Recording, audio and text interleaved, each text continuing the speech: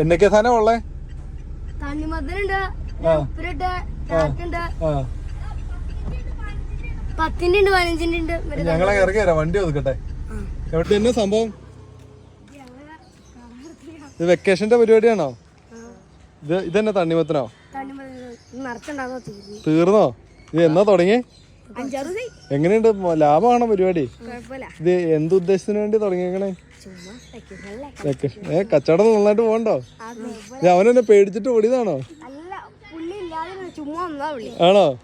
നിങ്ങൾ പേരെന്നാ? ആരെ ഐഡിയ ആരുടെ ആണോ?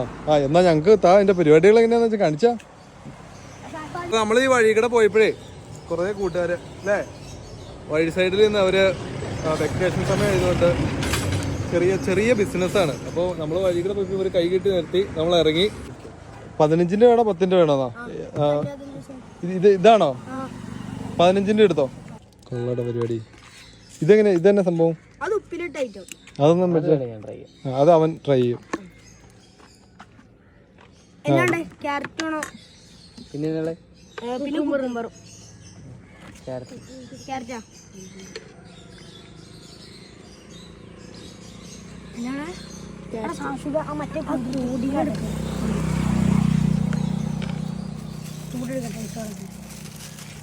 നിങ്ങൾ സ്കൂളിലാണ് പഠിക്കണേ?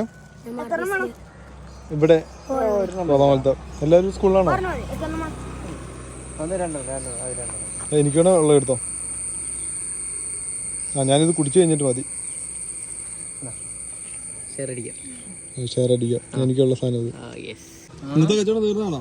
ഈ തണ്ണിമത്തനൊക്കെ തീരുമ്പോ നിങ്ങൾ നിർത്തി പോവോ? അപ്പൊ ഇത് മാത്രമേ?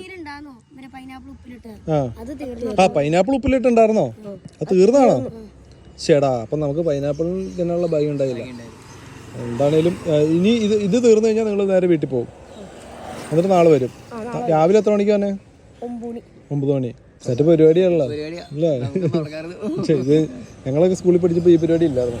സ്കൂളിൽ പോകാറാകുമ്പോഴത്തേനും വട്ടച്ചെലവിനുള്ള കാശ് ഒപ്പിക്കും അല്ലേ? അടിപൊളി. ഇത് ശരിക്കും കുറച്ച് നാൾ മുന്നേ തുടങ്ങേണ്ടതാണ്. സ്കൂൾ അടച്ചതിന്റെ തലേദിവസം തുടങ്ങുകയായിരുന്നെങ്കിൽ ഇപ്പൊ സ്കൂള് തുറക്കാറാകുമ്പോഴത്തേനും. അത് ശരിയാ, നോമ്പുണ്ടായിരുന്നു. നോമ്പ് കഴിഞ്ഞപ്പോ തൊട്ട് തുടങ്ങുകയായിരുന്നേലും. ആണോ?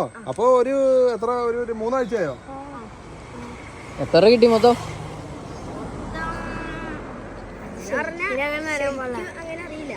എന്നാലും വീട്ടിൽ കൊടുത്തോ? വീട്ടിലൊക്കെ കൊടുക്കുന്ന നല്ല അടിപൊളി പിള്ളേരാട്ടോ. അവർ ചെലവഴിക്കാൻ വേണ്ടിയല്ല, അവർ വീട്ടിൽ കൊടുത്തിട്ട്